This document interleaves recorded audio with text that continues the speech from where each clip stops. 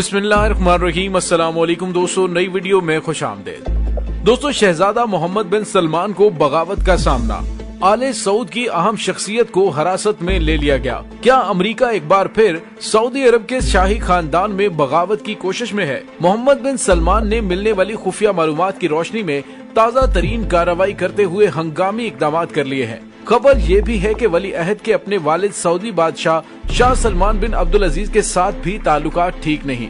जिस मुतनाज़े तरीके से रातों रात सऊदी बादशाह शाह सलमान ने बड़े बेटे मोहम्मद बिन सलमान को वली अहद बनाया था, आज सऊदी अरब में उस सारे तरीकाकार पर एक बार फिर उंगलियां उठने लगी हैं। सऊदी अरब के शाही खानदान में तनाजात नई बात नहीं है। वीडियो की तफसील में जाने से पहले आप देख रहे हैं हकीकत की दुनिया डॉक्टर अली के साथ। हमारा चैनल सब्सक्राइब करके घंटी के निशान को दबाना मत भूलिएगा। इस वीडियो को ज्यादा से ज्यादा फेसबुक, व्हाट्सएप और सोशल मीडिया पर शेयर जरूर करें। शेयर और लाइक करने के साथ साथ कमेंट बॉक्स में पाक फौज जिंदाबाद, पाकिस्तान पाइंदाबाद और पाकिस्तान के गुमनाम हीरोज को सलाम का नारा कमेंट जरूर कीजिएगा।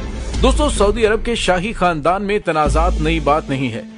माजी में भी इन इख्तलाफात की वजह से आले सऊद को काफी नुकसान उठाना पड़ा है, जिसमें सबसे ज्यादा अहम सऊदी फरमारवा शाह फैसल का अपने भतीजे के हाथों कत्ल था। लेकिन हालिया दौर में जब खादम हरमैन शरीफैन शाह सलमान बिन अब्दुल अजीज बिन सऊद ने तख्त पर बैठने के बाद अपने भतीजे शहजादा नवाफ बिन नवाइफ को वली अहद के ओहदे से बरतरफ करके अपने बेटे शहजादा मोहम्मद बिन सलमान को वली अहद नामजद किया, तो आले सऊद के अंदरूनी हलकों ने उसे कबूल न किया और अंदर खाने बगावत की कोशिशें शुरू कर दी गयी। मोहम्मद बिन सलमान को जब इस बगावत की भनक पड़ी तो सारी दुनिया ने देखा कि वली अहद ने शाही खानदान के कई एक बासर शहजादों को एक होटल में बंद कर दिया था। अगरचे उस अमल को मुल्क में करप्शन के खिलाफ इकदामात की शक्ल में पेश किया गया, लेकिन जराये का ये मानना था कि ये सब कुछ वली अहद मोहम्मद बिन सलमान ने अपने तख्त को मुमकिना बगावत से बचाने के लिए किया था। आज फिर मुमलिकत सऊदी अरब के नौजवान वली अहद मोहम्मद बिन सलमान ने अपने सगे चचा और चचाजाद भाई साबिक वली अहद को गिरफ्तार कर लिया है। ये गिरफ्तारी इतनी अहम है कि कुछ संजीदा हल्के इसको आले सऊद में एक ऐसी दरार करार दे रहे हैं जिसको शायद ही खत्म करना मुमकिन हो। वक्ती तौर पर तो इस गिरफ्तारी से मुमकिना बगावत के खतरात को कम किया जा सकता है, लेकिन मुस्तकबिल करीब में हालात ठीक होते नजर नहीं आ रहे। क्या ये अहम गिरफ्तारियां मुमकिना बगावत की वजह से अमल में आ रही हैं या फिर मामला फिर करप्शन का ही बताया जाएगा? अगर बगावत है तो क्या अमेरिका, जो माजी में शाह फैसल को सगे भतीजे से कत्ल करवाकर आले सऊद में बगावत की नाकाम कोशिश कर चुका है, उसकी तरफ से ही दोबारा इस मशक को दोहराया जा रहा है? दोस्तों, 22 जून 2017 को शाही महल से सऊदी बादशाह शाह सलमान बिन अब्दुल अजीज ने एक ऐसा शाही फरमान जारी किया जो न सिर्फ सऊदी अरब बल्कि पूरी दुनिया के लिए एक झटके से कम नहीं था।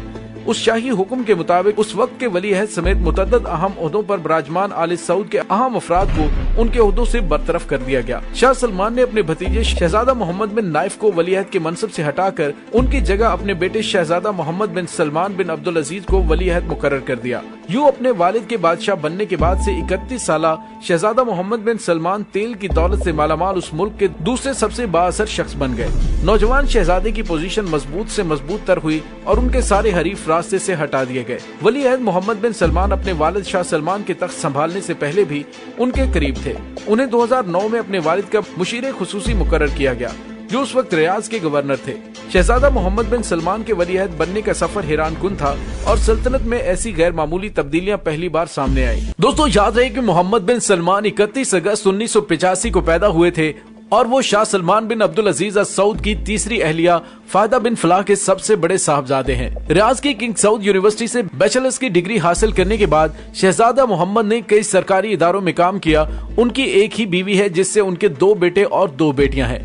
शाह सलमान ने 2015 में इक्तदार संभालते ही 2 अहम तब्दीलियां की और अपने बेटे को तख्त के करीब कर दिया। शहजादा मोहम्मद 29 वर्ष की उम्र में दुनिया के सबसे कम उम्र वजीर दिफा बने। वजारत दिफा का ओहदा संभालते ही पहला काम जो नौजवान वजीर ने किया वो मार्च 2015 में यमन के साथ ऐलान जंग था।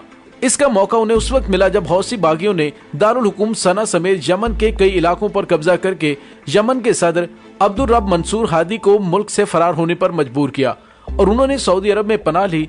सऊदी फौजी इत्तेहाद हौसी बागियों को उस वक्त से निशाने बना रहा है। ताहम सऊदी अरब और इसके इत्तेहादियों पर इल्जाम लगता रहा है कि वो इंसानी हुकूक की खुली खिलाफवर्जी कर रहे हैं और उन्होंने अरब दुनिया के सबसे गरीब मुल्क में एक इंसानी बहरान खड़ा कर दिया है।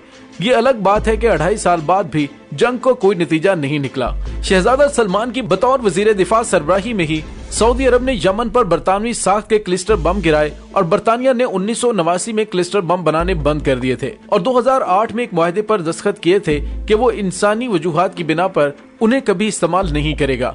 अमरीकी सदर डोनाल्ड ट्रंप के मई में सऊदी अरब के पहले सरकारी दौरे से एक माह पहले शहजादा मोहम्मद बिन सलमान वाशिंगटन गए और सदर ट्रंप और दीगर अहम शख्सियात से मुलाकातें की। ट्रंप ने अपने तारीखी दौरे के दौरान एक और तारीखी काम किया और वो था दुनिया के सबसे बड़े असलहे के सौदे का मुआहिदा। उन्होंने 110 अरब डॉलर के टैंक, अटर्ली रेडार सिस्टम, बख्तरबंद गाड़ियां, ब्लैक हॉक हेलीकॉप्टर्स और नहीं सुनी गई थी। तो ऐसा साफ जाहिर है कि वली अहद मोहम्मद बिन सलमान अपने विजन के बहुत क्लियर हैं और जो कोई भी उसकी राह में रुकावट बनने की कोशिश करता है वो उसे हटा देता है। शाह सलमान को अपने बेटे मोहम्मद बिन सलमान को वलीअहद बनाने के लिए कई एक रुकावटों को हटाना पड़ा। सबसे अहम मोड़ अप्रैल 2015 में उस वक्त सामने आया जब शाह सलमान ने अपने जानशीनी की कतार में नई नस्ल को शामिल किया। शाह सलमान ने सौतेले भाई मुकर्रम बिन अब्दुल अजीज को हटाकर मोहम्मद बिन नाइफ को वलीअहद मुकर्रर किया, जबकि अपने बेटे मोहम्मद बिन सलमान को नायब वलीअहद मुकर्रर कर दिया। उस फैसले के बाद मोहम्मद बिन सलमान की तख्त तक रसाई मुमकिन बनाने के लिए बस मोहम्मद बिन नाइफ को हटाना था।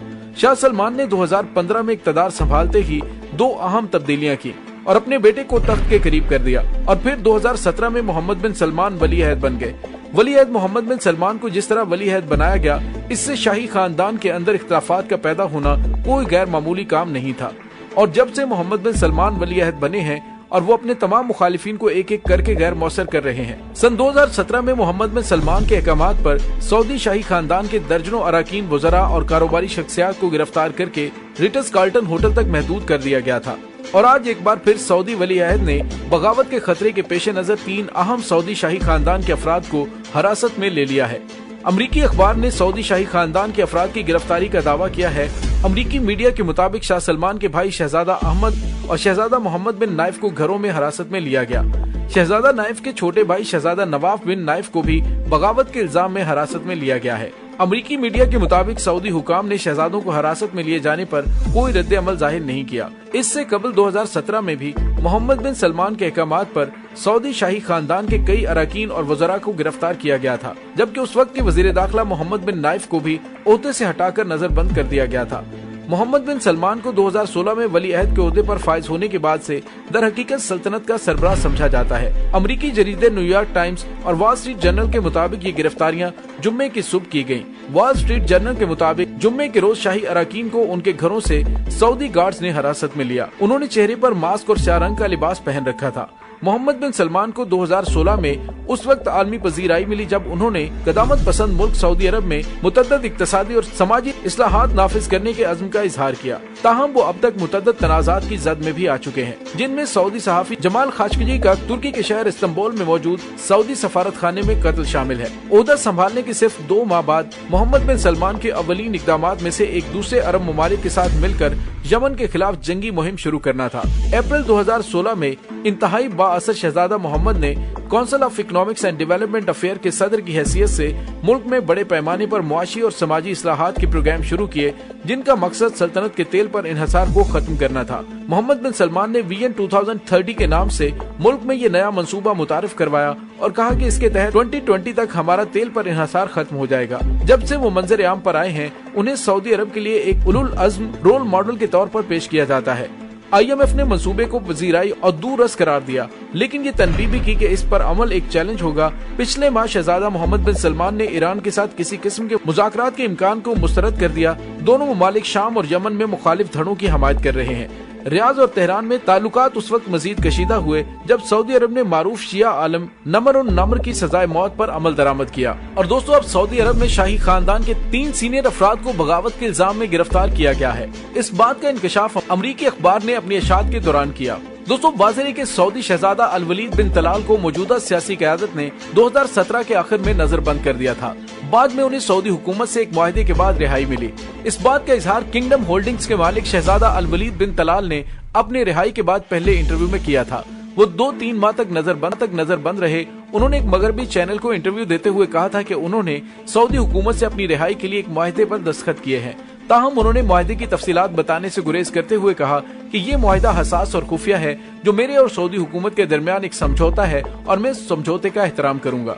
उन्होंने कहा कि उनकी अब भी सऊदी हुकूमत के साथ बातचीत चल रही है।